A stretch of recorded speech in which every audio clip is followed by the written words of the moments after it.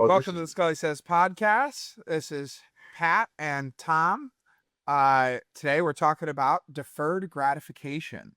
So I'll let you lead, Pops. oh yes. Well, you see, far be it from me to stay on topic. So I have to digress right from the beginning to get right off topic rather than waiting for a couple minutes before I wander off, you see.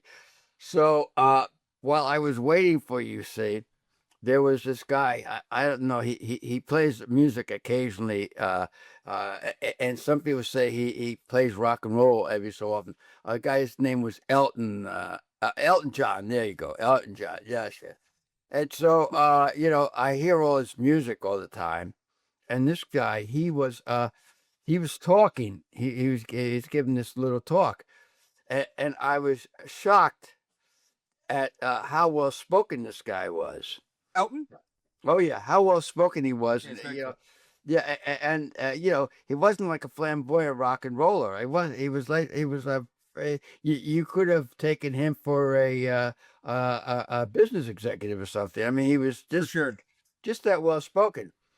So there I am, I'm listening to him, and so he talks about his musical hero.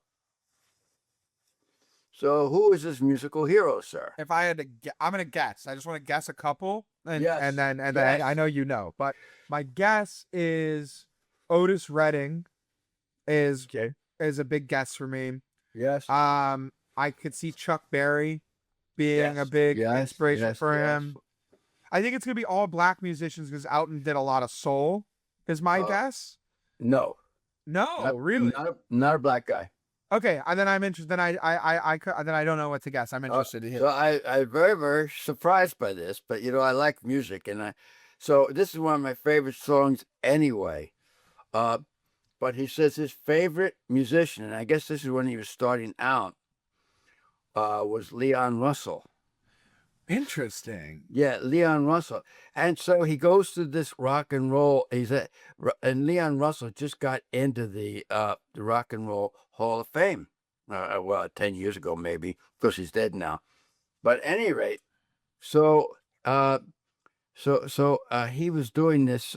He was doing like this talk about him, and one of the things that he pointed out was he had he was a great pianist, which I didn't know. I mean, I knew he played the piano, and I heard he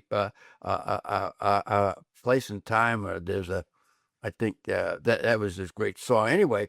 But he had helped. He had been on records as far back as Bing Crosby. Bing Crosby. He'd been on. Leon, you're saying had been on Yes, as far back? Yeah, yes, yeah, yes. yeah. I So I think guess I just read a brief overview on him. It said 60 years of a recording career. 60 years. yes, yes. And so it was very, very interesting because then Elton John goes. It talks about how he was so intimidated by this guy when he started out because he's such a great piano player, and he had written so many songs. He'd written songs for Carole King, for Elvis Presley, for the Shirelles, for you name it. He had written all these songs, these great songs, and so he said, of course, he said as time went on, he went on his own separate way, that being Elton. And of course, Leon did his own thing too. And he said he'd occasionally get in touch with them, but he said there was a time, maybe a 20-year lapse, you see. And then he said by the time that he got back to him, he was kind of a frail old guy, you see. And they went on a tour. They went on a tour together in his later days.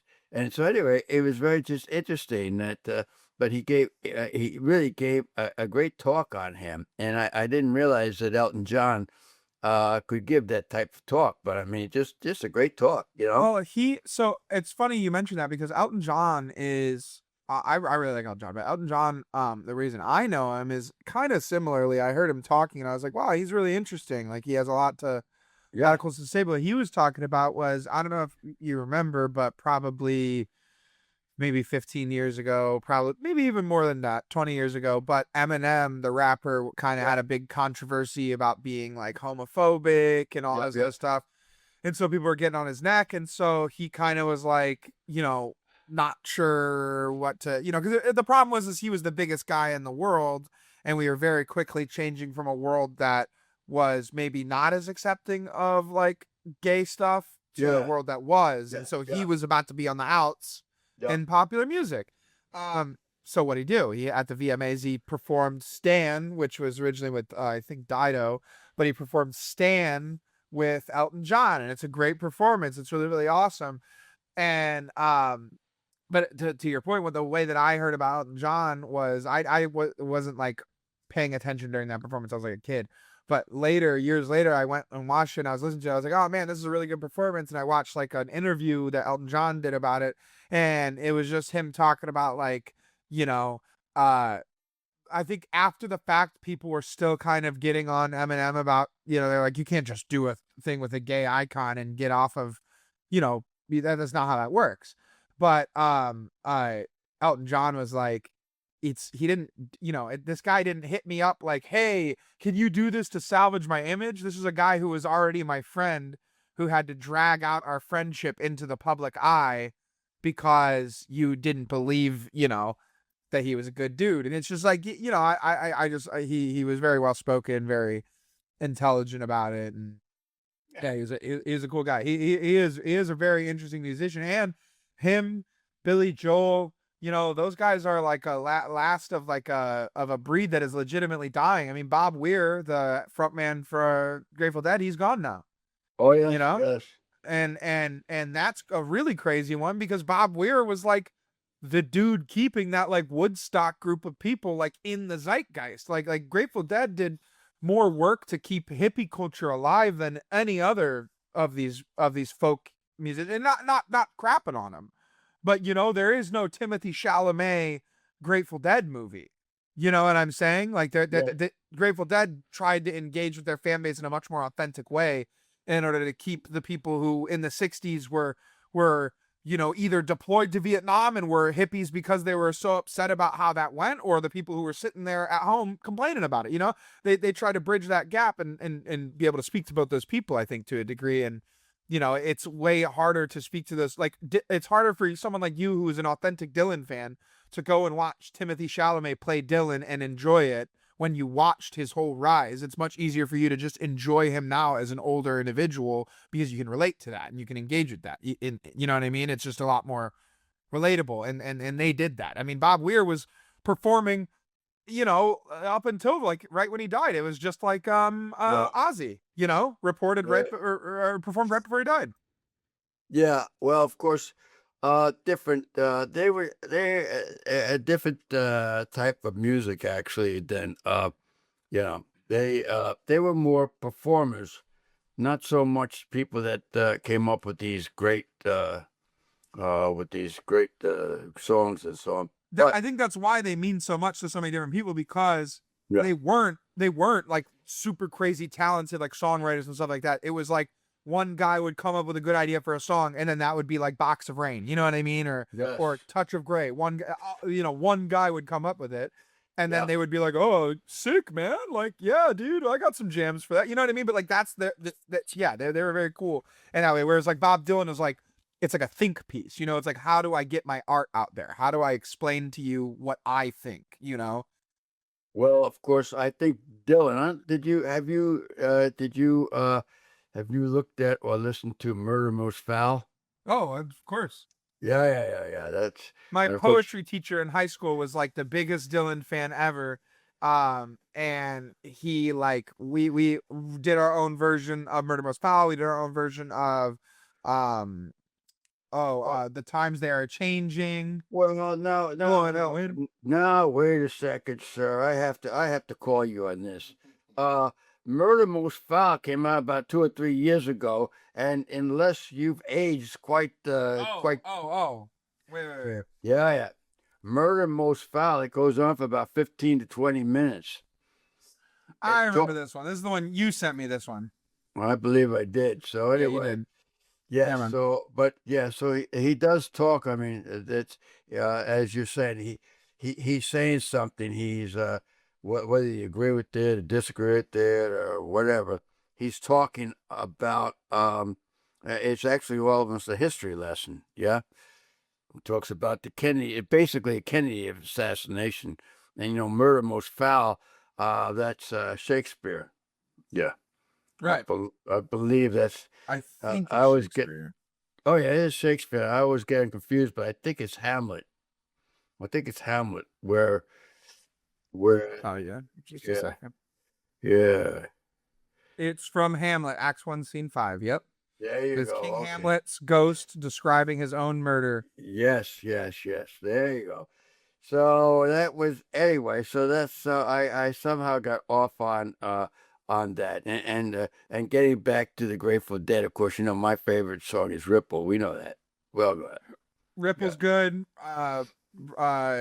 Ripple's Yes. good. Broke Down Palace is a really, really good one. And we talked about that before, did we not?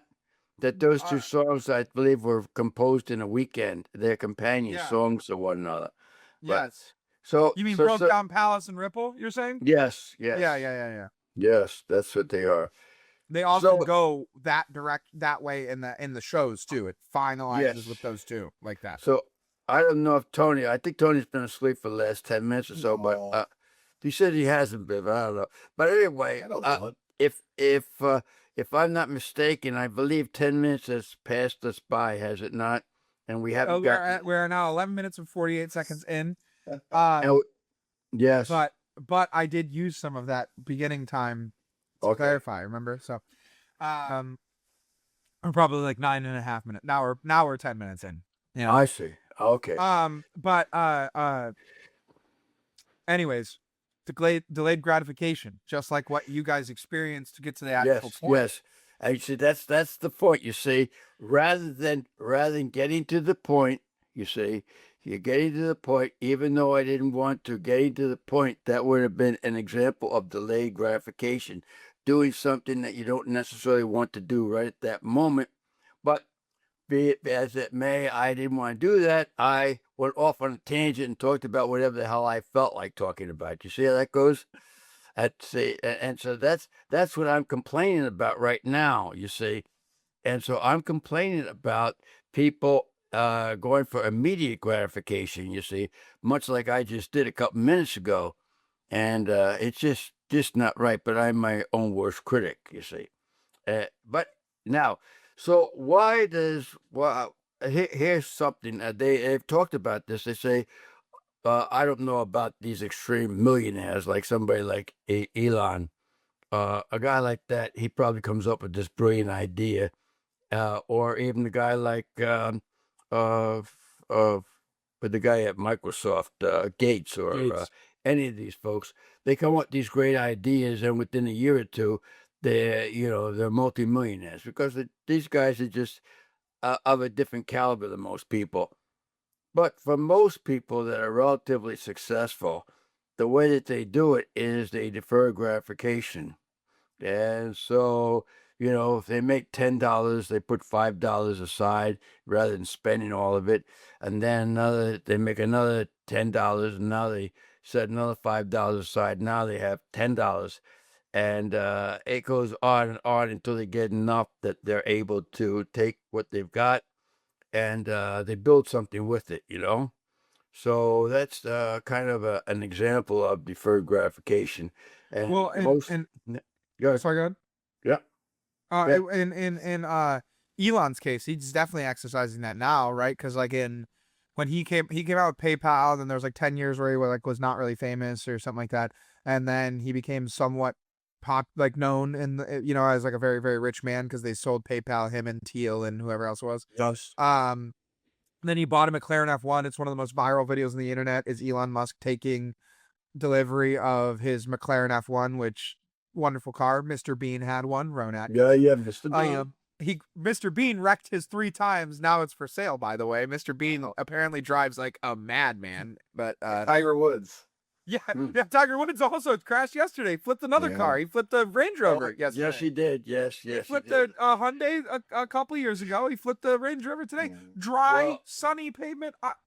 Well, yes. Well, the guy, once again, define the idea of deferred gratification and just kind of rambling off the Tiger Woods. There was a guy driving a trailer, don't you see? And as a lot of us do, they looked out the rearview mirror and he sees this crazy dude covered up, barreling at a tremendous rate of speed, and he's, he's kind of scared. He said, "This guy's going to do something, and it ain't good."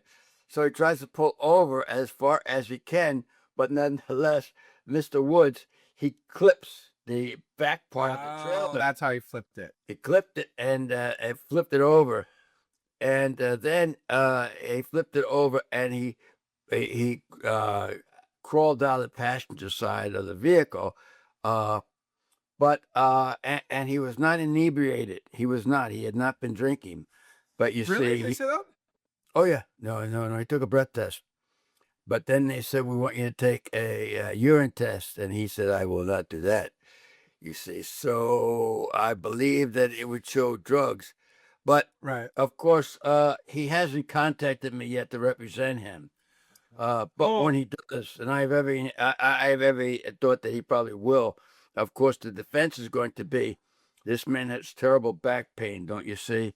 And he was taking this pain medication, and of course, inadvertently, he overdosed a little bit. You see, and of course, when he told them that he didn't want to do the urine test, he was still under he wasn't thinking clearly. Do you see what I'm saying? Right. Tremendous pain under the influence of these painkillers, and that's the defense, of course. Now the question is, he's supposed to he was unscathed. He's supposed to go ahead with this. I think the Masters. He is I can't remember what it is, but some. oh yeah, he's scheduled to be on the senior tour. And so he would not, because he's over 50 now, he will not have to walk. He'll be able to go in the cart, you see. And Which honestly, it seems more dangerous for him to be in a cart, anything with wheels in it, than just walking. If he's driving, hopefully he'll have a driver. Maybe let a caddy. Yeah. Yes. And of course, the idea that maybe he should defer his own gratification instead of getting in behind the driver's side. Maybe he should have done something crazy, like call a Uber or a Lyft, or even crazy yet. I mean, I know the man's hurting for money, but perhaps he could have hired a chauffeur. Do you see? Oh, I know. Yeah, That's my thing is, when you're worth hundreds of millions of dollars and you drive drunk, it's like, God, you had no options. I mean, what could you have possibly done? Like, no one will ever drive you anywhere for money. Yes. And so, of course, so that's what happened with Tiger, you see. And so we'll see. But I think people, he's probably the greatest golfer of all time. And so people, probably Jack. Him and Jack are definitely neck and neck. Well, my money is on, I know that you're in Ohio, and so I know that Jack is from there too. But actually, I think Jack is from Dublin or Upper Arlington. Yeah. So wherever. Anyways. Well, John Daly. What? John Daly. John Daly. Yeah. John Daly is a perfect example of what you're not supposed to do. You see. Maybe even more so than Tiger. He's probably had more problems than Tiger, but see, he's not as famous as Tiger, so his problems do not get publicized as much. It's also more part of his image to be a little bit wilder, whereas Tiger is not quite as wild of an image, I think. So it's like it just goes different. But what I was saying initially when we got to that was when you go to Elon, when you take a guy like that, he's really rich, but the difference between Elon and Bezos is building yachts that they have to, deconstruct bridges brick by brick in Belgium to get them out of their wharves. Elon is starting another company and another company and another company, another company. If you ever notice, when you watch Elon get out of a thing, he's in a Tesla or some sort of like American truck, like a Tahoe or a Suburban or an Expedition. He's never in anything else. He doesn't. I honestly don't even know if he has any supercars. I honestly don't know that he has a mansion. That it's all of that has been reported that he doesn't have any of that. A lot of his money is in child support. He has his own nice house, but all the rest of his money works for him, is from what I've heard. Pretty much. Yes. Well, of course, I don't know if he's given up sleeping on the floor, but he did do that for many years. I think he still for a does long that. time. Yeah, I think he still does it, not because he needs the money. No. And then after that he did couch surfing. You say, Yep. he'd knock on your door. You say, "Hey, Patrick, I need a place to crash I'd be like, tonight." sure. Yeah, what the hell? Yeah, but get your ass in here. Come on, sit down. Yeah, you'll be all right. You're like, well, So, here I got some issues with my Tesla. If you can figure them out. yeah. You can, yeah. But let's get you a new But, Tesla. I mean, Forget about it. I had friends who worked at SpaceX earlier on, before the first Falcon 9X actually went up and caught its booster and stuff. Yeah. And they worked there when that happened. The first booster got caught. It was a big viral moment, whatever. Yeah. But he was saying that whole time Elon was there all the time at SpaceX headquarters working as much as they were. Like, they didn't see him because it's a massive facility and he's obviously all over the place. But like, he would, appear out of nowhere and he would look like tired and they would be like, "Hey, blah, blah, blah, whatever." He'd be like, "What are you working on?" Or, "I know what you're working on. How is this going? How is whatever?" Yeah. And they were like, he's not mean. He's just, like, for lack of a better term, autistic. Like, that's all he knows is to work and to deal with the problem. And so, even back then he was telling them, in 10 years, if you guys are still with this company, you'll be a millionaire. In 20 years, if you're still, you know what I mean? Stuff like that. Like, just him trying to explain to them, like, brick by brick, this is how you build these things out. And again, he's not the perfect example of anything necessarily, but the delayed gratification topic that we're on, like, he does exercise that. But anyway, so you're saying, you were talking about delayed gratification, but you're saying, like, unlike an ultra wealthy person, it's more like how the average person gets to the point of being wealthy or rich. Yes. Well, so then I was going to get to the point. You see, we have this conflict going on with Iran. You aware of that, sir? Well, there are people in Iran getting their heads blown off, their arms blown off. There are people being terribly injured. There are whole facilities just being bombed to dust. The entire network in the country is kind of being obliterated. But you will have people here in this country that will say something like, we've got to get out of this war because don't you see gas is just going up by 10 cents. Right. See, this is okay. I can't tolerate that too much more. There was a time, even after the Second World War, there was a time, what they did is, like with rationing and so on, they've since found out they didn't need the ration, but they rationed because they rationed sugar, they rationed different things, because they wanted people to know deprivation, and they wanted people to be engaged in the process. And of course, the Second World War went on for something like 5 years. But you'll remember, so after the Second World War, we had Korea, and that was terminated early. And then he had Vietnam, which was terminated early too, because people kind of lost just didn't want to continue. 99% of the people were behind it in the beginning, but as time went on, they became more and more against it. And then we have Afghanistan, where the people just threw up their hands and said, "Let's run out of here," and they left billions of dollars worth of stuff there. Well, that was.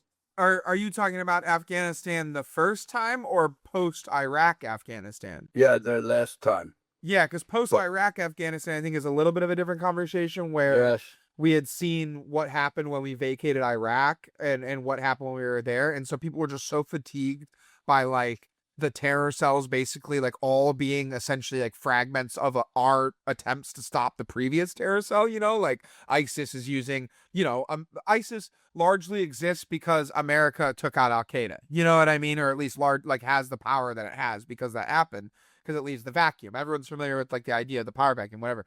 But I think people are so scared to create those things that they'll say stuff like that. Like, "Oh, I just want to get out. Oh, I just want to whatever." But I am anti the war in Iran. I don't think that I don't ever want to be fighting someone who the reason we're fighting them is largely because they're threatening our ally Israel, which is important. We need to protect them.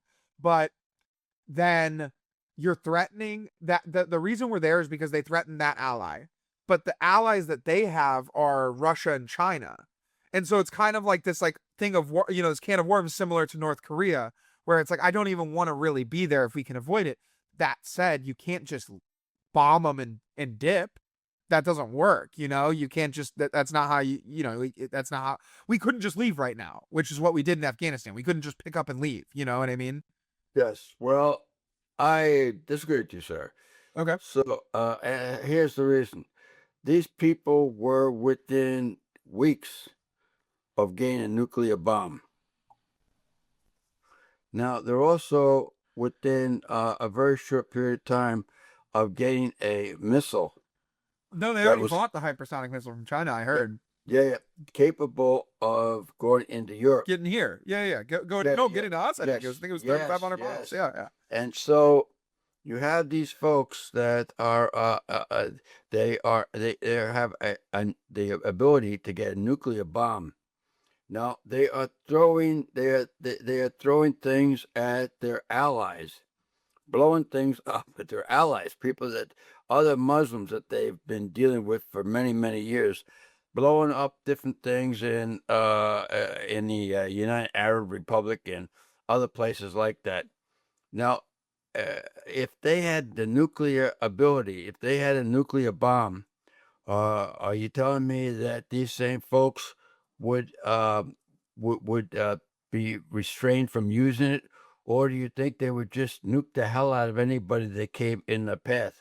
I would suggest the latter, and I think that's possible, but I think that I don't think you're wrong. But what I would say is I think that it plays out differently on the global stage than a lot of people think, because at the end of the day, like, the reason China or Russia hasn't come and dealt with us directly in any time in the past like 70 years is because we're not like the big bully.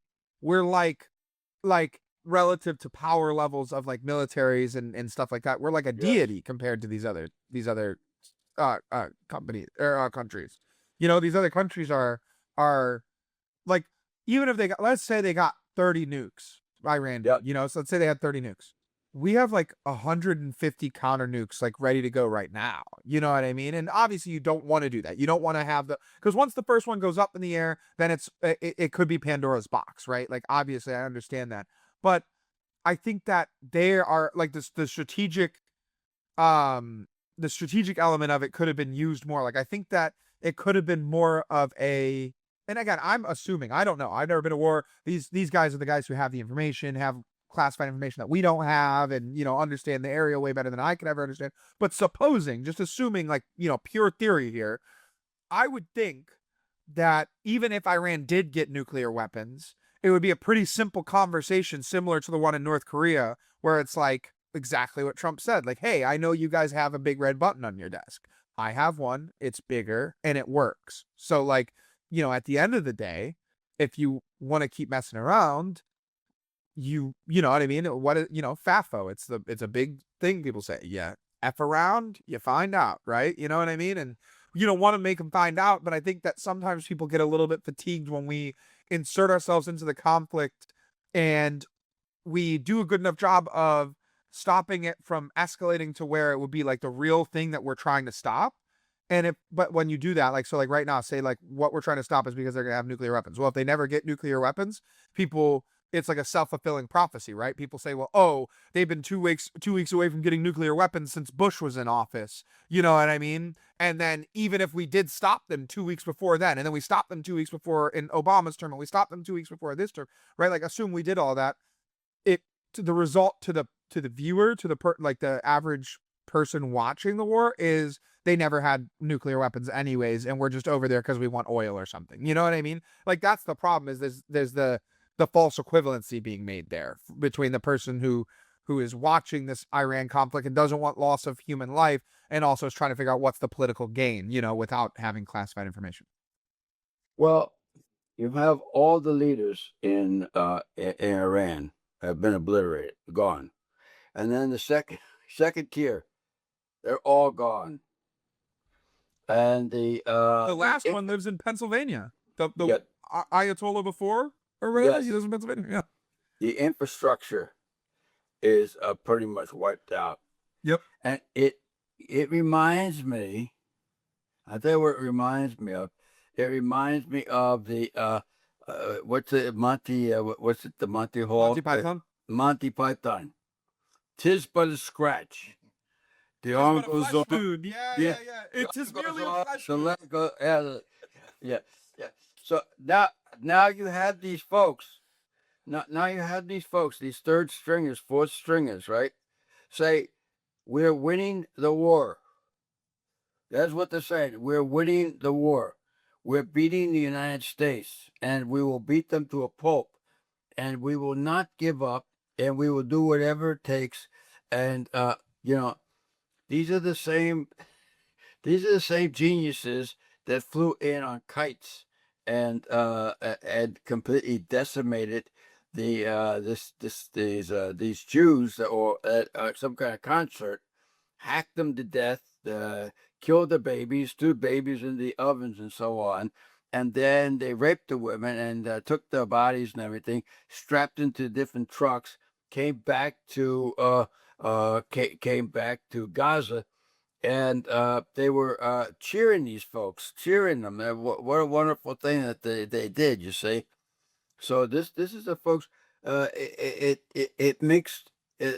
I don't think that these people are using very good common sense, and I think that they're willing to do whatever they have to do.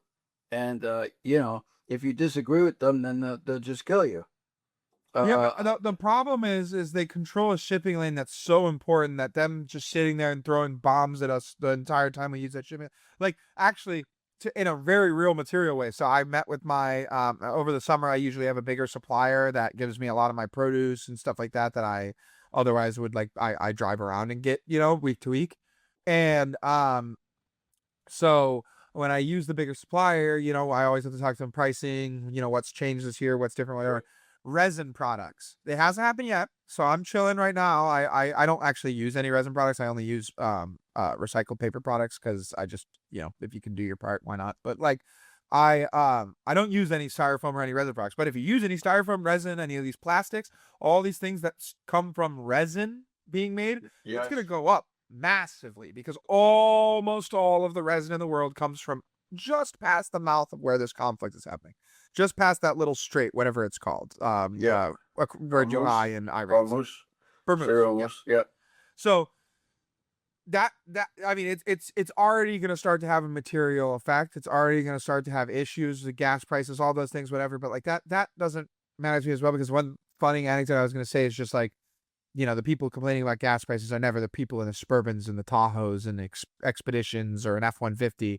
Those people just are like, shoot, it costs a little bit more. I guess I just have to pay a little bit more to get to work or whatever. It's always someone who doesn't have a car who's concerned about gas prices. It's always someone who has a Honda Fit who's concerned about gas prices. And I'm like, dude, it costs $22 to fill your car on the worst economy ever. You know what I mean? It's there's people who gas prices go to $2 a gallon and they're like, sweet, only $100 fill up. You know what I mean? It's relax, but all that is to say, I don't know. I feel like the problem with this conflict right now, the reason why it's not so cut and dry, because I do agree with you, all this the Palestinians and the Iranians and just in general that area, there's a lot of this vitriol and hatred and a lot of this just negative taking negative actions against your neighbor over and over and over again. No, and there's no attempt to even try and make the peace a lot of the time, I feel like. I think the thing that we miss with it and where a lot of this modern criticism is coming from is people are just out on the idea of Israel controlling any amount of American interest, that's become a wildly more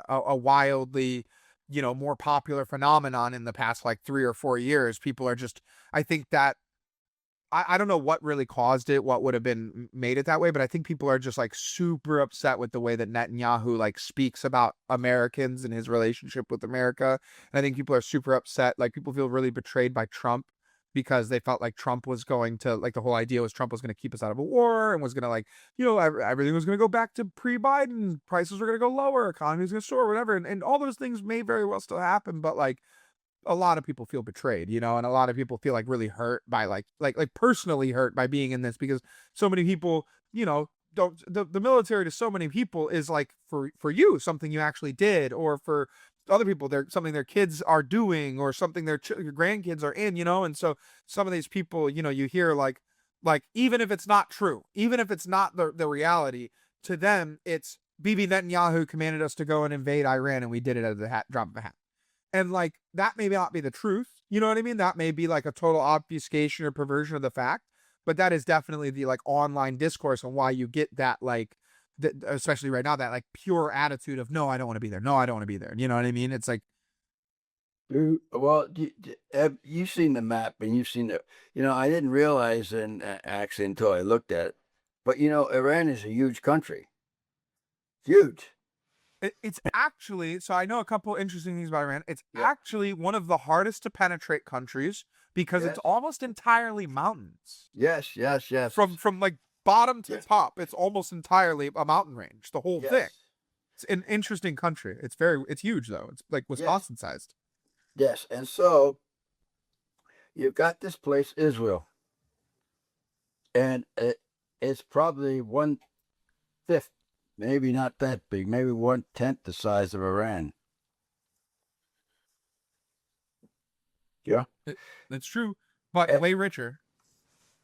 Yes, but 40 years ago, there was nothing. Oh, Iran's way larger than Wisconsin. My bad.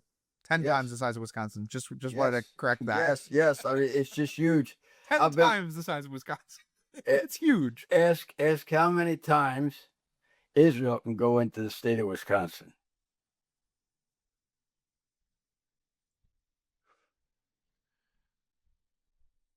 It is 75 to 80 times larger. Israel is 22. It could fit 75 times inside of Iran.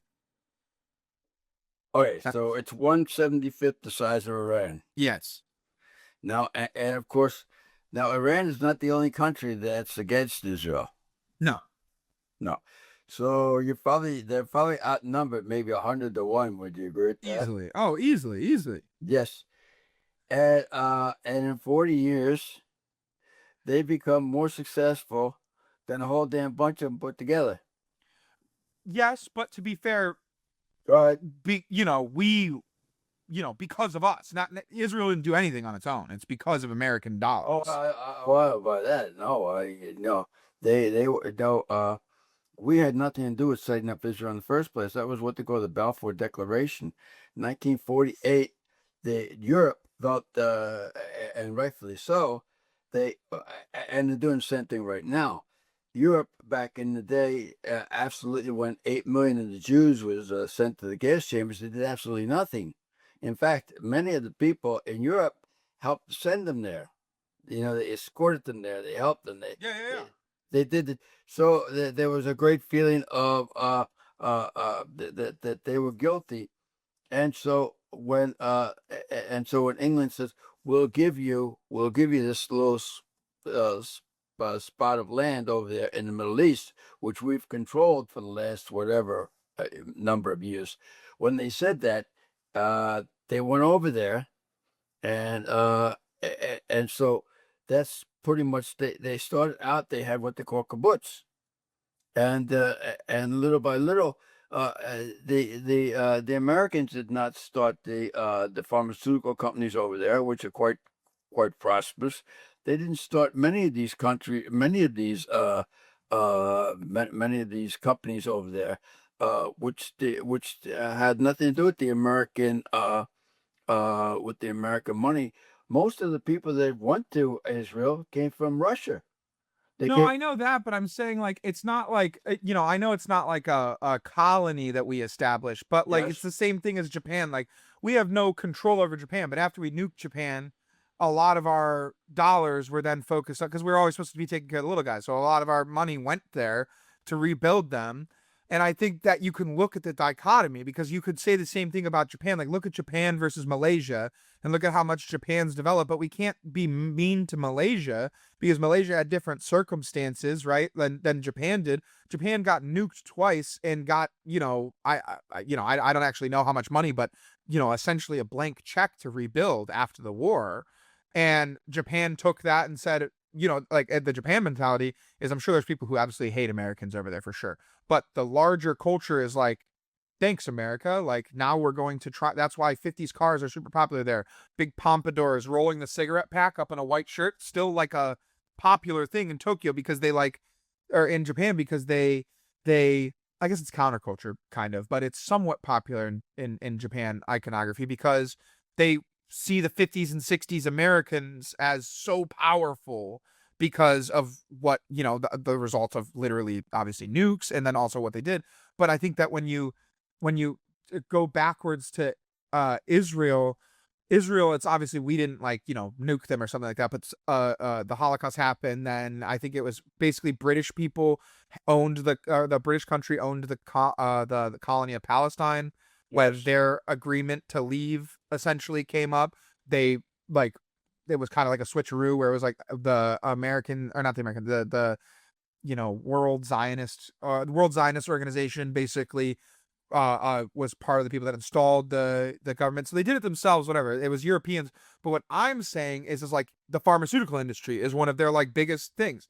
Yeah, nothing happens in the pharmaceutical industry unless it goes through American doctors and American processes. There's no top medicine in the world that isn't subsidized by American research. There just isn't, because American doctors and researchers are on a different level than all the rest of them in the world. And like that doesn't mean that people from all over the world don't like make great medicine. They do, but they have to come here to do it.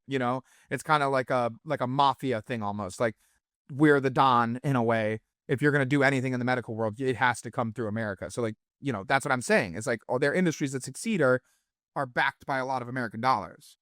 Well, I don't know if that's true, sir, but to use your analysis, there's a country used to be a country. It's now two countries called Korea. You see, now we are very, very close to this place called South Korea. Yeah, big fans. Extremely successful. Now, I there's honestly grew up with like a bunch of South Koreans, like a lot of South Koreans. yes. Now there's a place right across the line called Yep. North Korea. People are Pyongyang. starving. People are starving to death over there. Starving to death. Yeah. And you disagree with on the whim, they just kill you. Right. Yeah, just kill you. It's no big thing. And so we tend to support the South Koreans. Yeah, well, almost entirely, right? I'm sure there's a few, but I think The, all of us do. Yeah. the North Korean guy, they do have a bomb, and the North Korean guy who's not as crazy as the Mideast, but he also tells you that he will blow your ass up. You will have no trouble doing that. Although he's chilled out now quite a bit. He's chilled out quite a bit in the past 8 years. Yes, and his daughter is they don't know if he's sick or what. And his daughter is supposedly coming up, and she's supposedly worse than he is. Yep. Nonetheless, but you can see why we tend to favor South Korea over North Korea. You can say because South Korea tends to like us. They will do what they will like us. They come over. They will give us our stuff. They import tremendous amount of Samsung. There's one another place called Kia. Kia, Hyundai. I mean, Yes. They do So a great they job. like us. They like us. Yes, they like us, and they've done quite well by liking us, and we do quite well by liking them. We do not do well liking North Korea, and North Korea does not do well liking us because they don't like us, and they would do anything they could to hurt us. So you could say the same thing with the Middle East. For whatever reason, the Israel likes us. They always have liked us, and the reason is because a lot of the Jews that go there are from the United States. I mean, it's just there's a symbiotic relationship between us and Israel. Now, on the other hand, if you go to places like Iran, they don't like us. They would do whatever they could to hurt us, and so but they have threatened, and so they're unfriendly to us, and they were within a very short period of time of getting a nuclear weapon. And if they're doing these crazy things with even their allies, bombing their allies, because they're like an animal that's been injured. They're just lashing out at anybody that they can, and they're completely off, just off kilter. Uh, what would they do if they had a nuclear bomb? I don't know, but I tell you what, I am a lot less scared of Iran with a nuclear bomb than Israel with control to that strait. I'll tell you that much. I'll tell you this much. I'll tell you this much. I'll say this much without crossing any lines that make me sound crazy here. But like, they are a threat. They are a threat, no matter what. Any country that sits on top of intelligence, like the way that the Israeli government does. I mean, we can't forget that literally a year ago. I mean, our biggest episode is talking about Epstein. There's so much evidence that corroborates Epstein working directly with Israeli intelligence.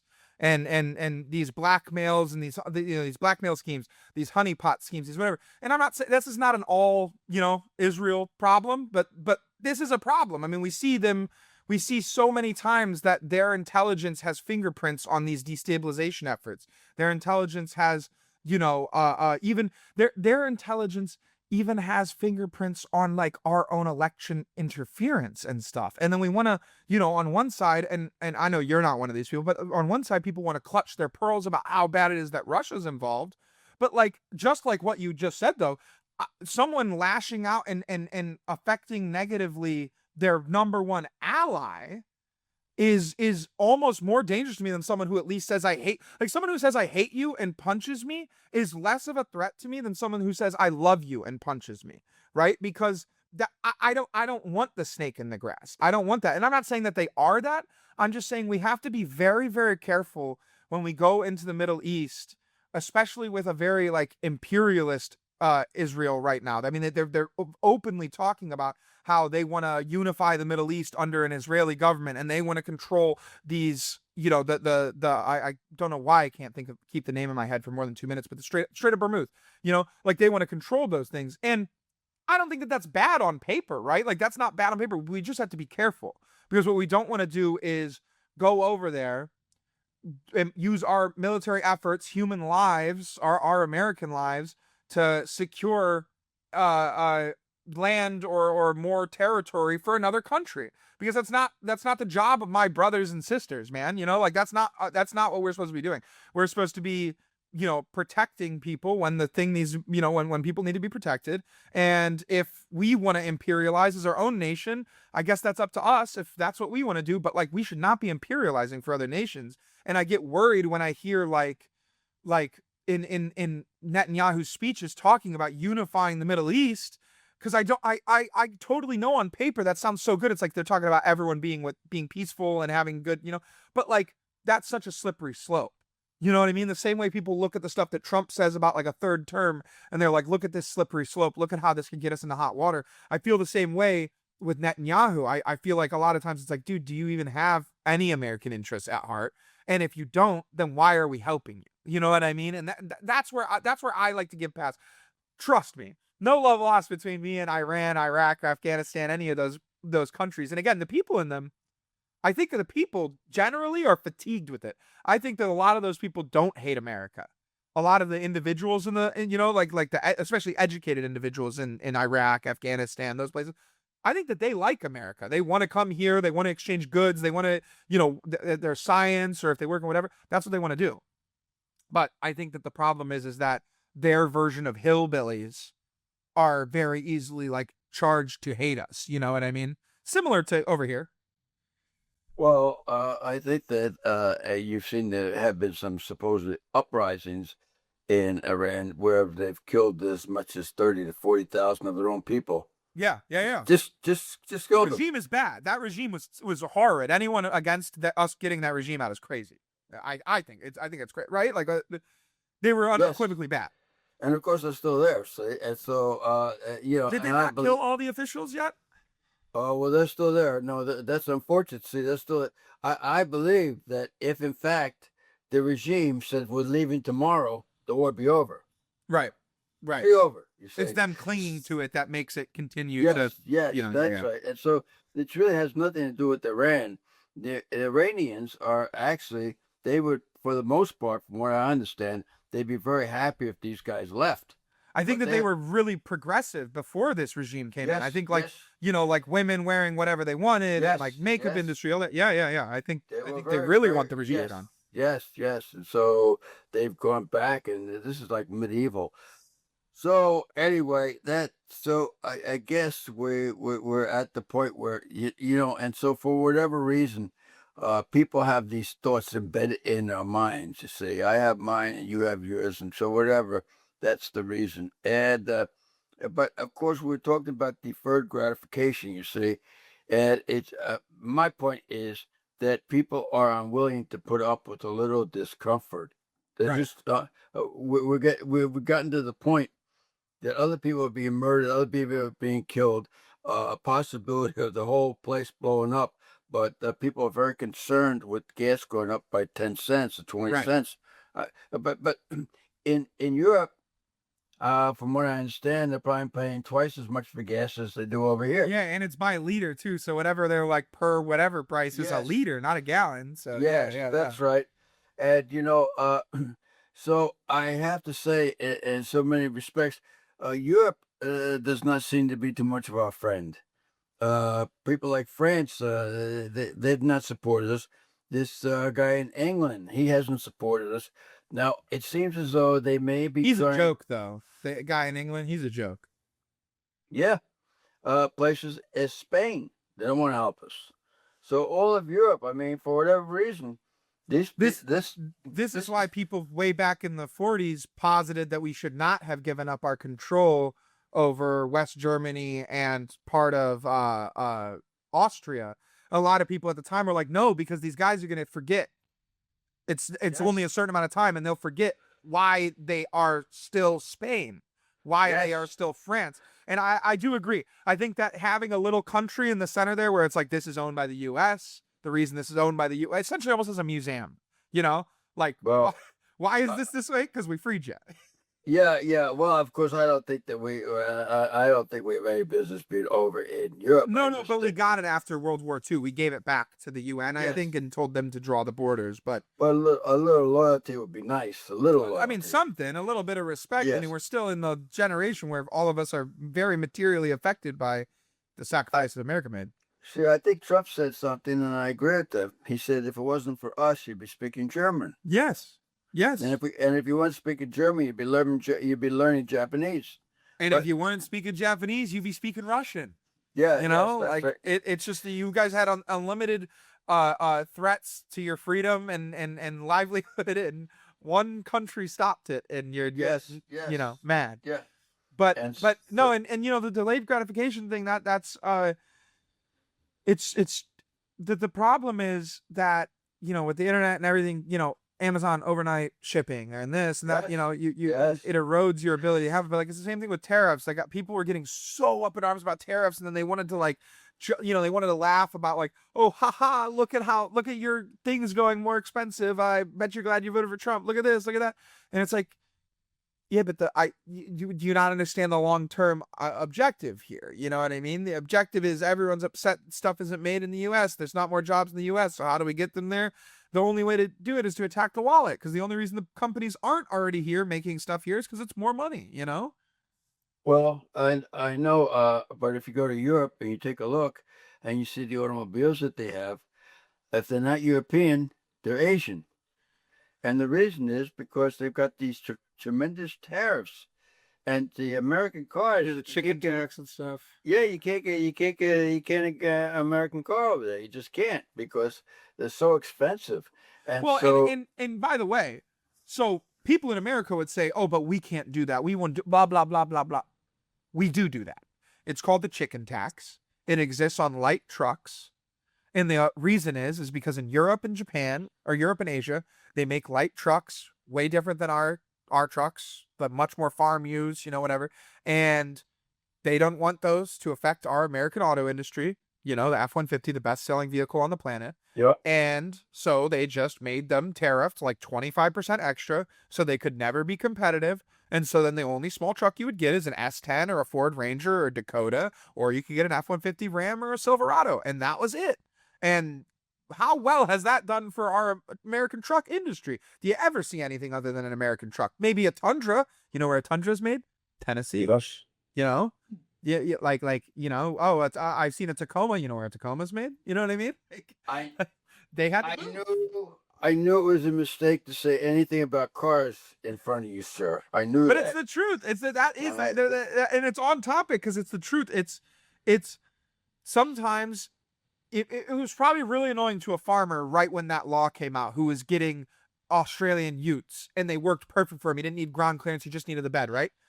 But it was better for him in the long run because now the F Series, he has access to Fleet Vehicle F Series for $28,000 or whatever, right? And it's like that would never have been possible if we allowed for total free competition in our markets. Sometimes you need to protect the domestic industry.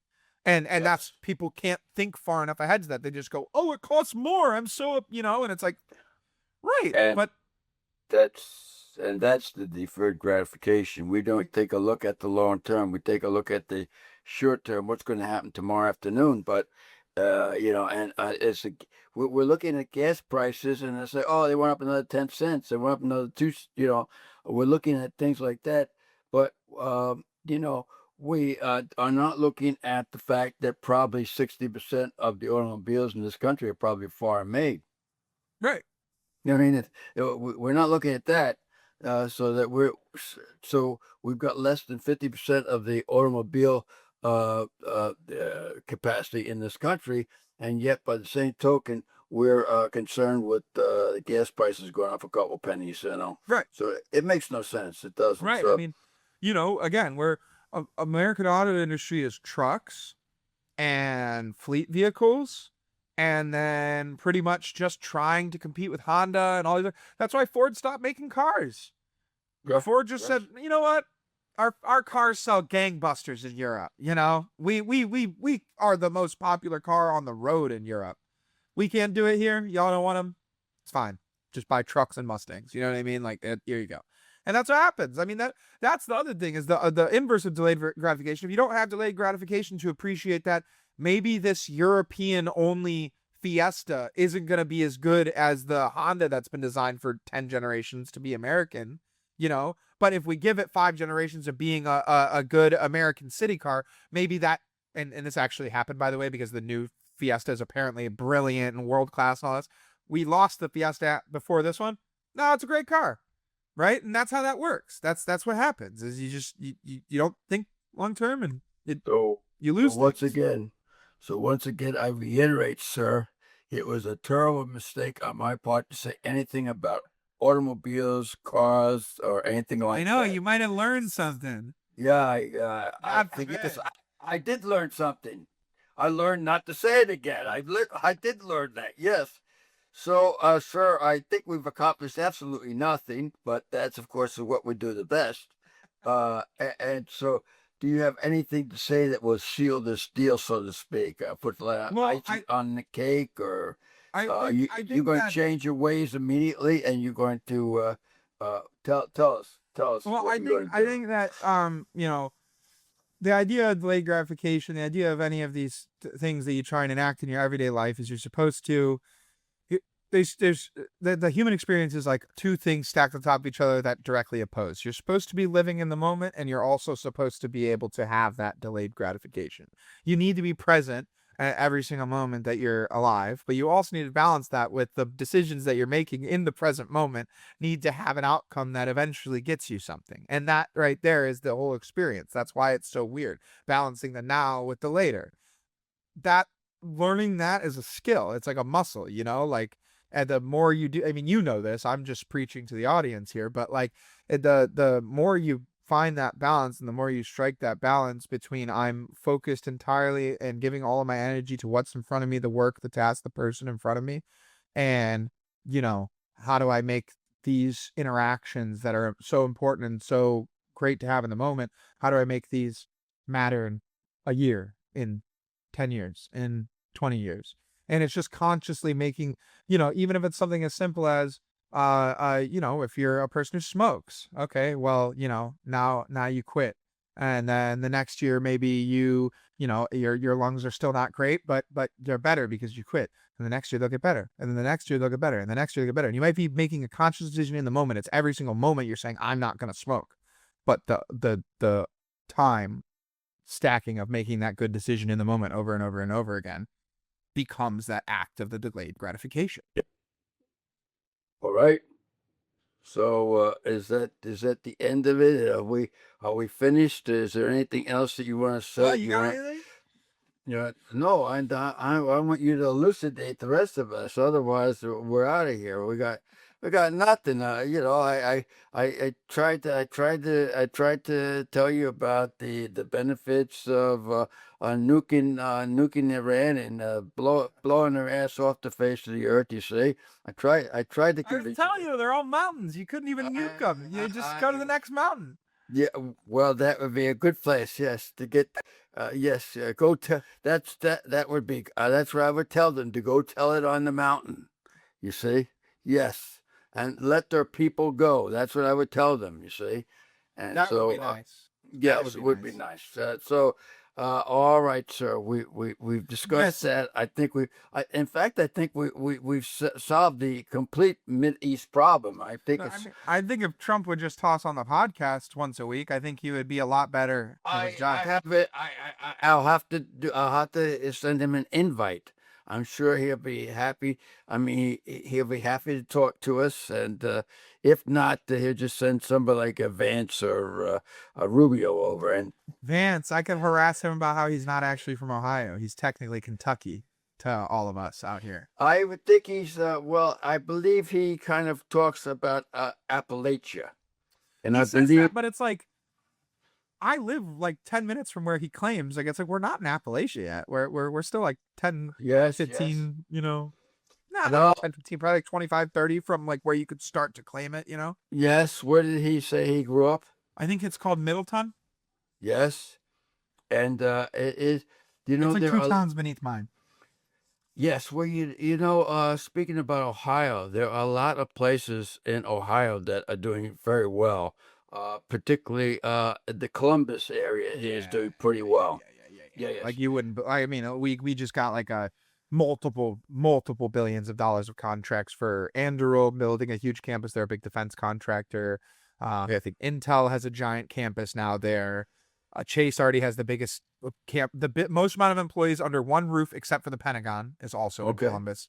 So there's a bunch of huge, Yes, it's getting big. but then by the same token with Ohio, there are a lot of these little towns that have been either forgotten or have become obsolete. For example, there used to be some great. I'm hesitant to get into anything that deals with automobiles. But there were some tremendous tire companies in Ohio. In Akron, Yes, tires that used to go in automobiles, those are pretty much gone, you see. The only one that's still, well, actually, they're both still there. Goodyear and Firestone are both still there. Goodyear's world headquarters are, though, still there, and they are still kicking. I do have a buddy who works there. But Firestone, actually, you'll remember this, almost completely went away after the when they were blowing up on the Explorers. You remember that in the early 2000s? Well, actually, they did go away.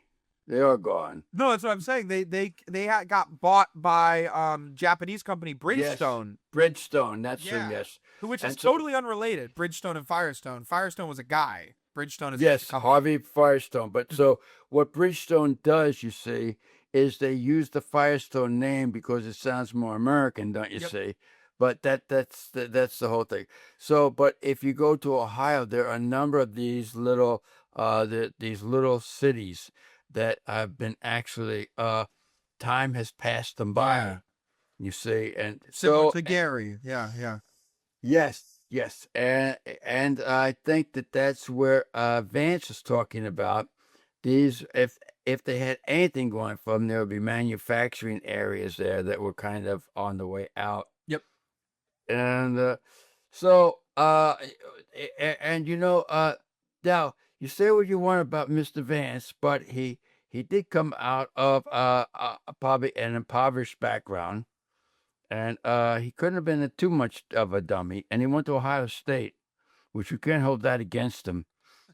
But he actually went into the Marines first. Yep. He went in the Marines, put I think 3 years in there, and I believe not as an officer but as an EM, enlisted man. And then he came out on the GI Bill, I guess, and he went to Ohio State, and he impressed one of the professors there. They got him into, I guess, Harvard. And as a result, I mean, he's done relatively well. Not only did he write the book, but he's a millionaire in his own right. Right. Yeah, so so there we go. And we don't mind an Ohio boy winning. Yeah, and in fact, he got some deferred gratification. We do mind Ohio State when they come across the champions in Indiana. We do mind that, sir. I want you to We are gonna understand. smash you guys next year I know that. for daring to win a championship. I know they said that, sir, but some days are behind us now. So it's time for someone to put that cig out. You know what I mean? I hear what you're saying. I don't agree with what you're saying, but I hear what you're saying. I think it's yes. It's sort of like I think we'll leave it at that. But it's sort of like the Iranians telling people that they're winning the war. Don't you see? Yeah. Then this is Ohio State. You see, The Hoosiers are the real terrorists in college football. Let's be honest. yes. And of course, Ohio State is terrorized by them, and I don't blame them. I don't blame them. No. We were taking a year. We were taking a year to get our guys right. Yes. Year older on the. I'm telling you guys aren't ready. Okay. All right. Well, But March Madness is about to be good. That could. Right now, we're hoping for, praying even for Illinois versus Purdue in the championship. That would be very cool. this is this is kind of crazy. I am not a sports fan, as you well know, but I'm looking. We got Notre Dame in there, Yep. which is shocking to me, in Yeah. the top 16. Oh, We yeah. got Purdue in there, which that Purdue had to be that had to be. Purdue's like the best team in it right now, pretty much. But yeah. Well, although they won by 2 points, and they were very, very lucky to have won by those 2 points. If you'd seen that game, I just saw the last seconds of that. game. Yeah. The buzzer beater. It was sick. Yes, and so you got all these the big eight, and so I guess the Midwest is probably at least 50% of the field, huh? The Midwest is almost all of the field. It's Yes. Duke, which North Yes. Carolina, let's be honest. Yeah. Yeah, it's East Coast. Yeah, it's kind of South. It's Yeah. kind of also really Midwest, Chapel Hill and all that. Well, that Coach Craig came out of where he came out, don't you? Hold on, I gotta. My thing is You know who his coach was, don't you? who? There was that guy out of Indiana. When Indiana was the Pitino? great. No, sir, no. This goes back sometime before that. This is maybe Mr. Pierogi knows who the old coach for IU was. That the guy who used to throw chairs. Oh, Bobby Knight. Oh, Bobby There you Knight. go. Oh, yeah. There you go. It's Well, funny, by the way. It's totally bizarre that Purdue and Indiana are like the two famous coaches. It's John Wooden and Bobby Knight. Those are like the two famous basketball coaches, other than Dennis Yes. Smith, who created the game. Yes. Well, and of course they at that great movie, The Hoosiers. Yeah. Yeah. And I've been to that gym a couple of times. But yeah, so Yeah. right now it's Duke, which is North Carolina. Yes. UConn, that's East Coast. So we'll say We two don't East like those Coast. people. We don't like those folks. Iowa, Midwest, That's Illinois, Midwest. Illinois, Arizona. Oh yeah, Illinois. Forgot all about Illinois. Yeah, Illinois Yes. is in. Purdue is in. Yes. Michigan is in. Yes. And Tennessee. So Tennessee and Duke are by location basically in the Midwest. Winterfield's a southern state. But they aren't though. They aren't. Like Tennessee is 6 hours from me. That's not Midwest. Sure. Kentucky, I mean, yeah, we don't talk. Kentucky, you might argue a little bit of that, but other than that, Kentucky pretending to be South is one of my big things I hate. They are not South. Kentucky's 42 minutes from me. Yeah, well, I'm the northernmost state in the Midwest, other than Michigan. I could see you. Yeah, we'll not go there, sir, because that will get us into another territory. So we're all done now, sir. We've settled the Middle East. We've settled and I think that we've decided that Purdue's going to win the entire basketball. I hope thing. so. I hope so. I get some I money. would like Purdue to win, although we could share it. We could share it with some of the other less deserving Illinois would be okay schools. too. Yeah. Even Notre Dame, although I think the last time they had an Irishman there was probably 1947, but I could be wrong. I don't know, but you know, so I think the Italians and the Polish have taken it over. Right? It's just not right. It's not right, sir. Not right. But that's what they've done. All right. So on that note, I've kept on saying that we're leaving. You know, that's what they call the Irish goodbye. You see. Say you're leaving, but you're not leaving, but you're going to leave. You might leave, you could leave, but you don't leave. But now it's come to that point that we are leaving. Okay. Yes. Yes. This has So- been the Scully Says podcast. You can Yes. catch us on Spotify, Apple Music, YouTube, Facebook, and TikTok. There you Am I go. missing anything? No, I think you've got it Okay. covered, sir. Catch us on there. Give us a like, a subscribe, a follow. Give us comments on anything that you think we can do better, anything that you think we could do worse. You can email me at Scully Says Patrick, or I think it's Scully Says Pat at gmail.com, or Scully Says Tom at gmail.com. Thank you guys so much for watching. All right. Peace out. Peace out.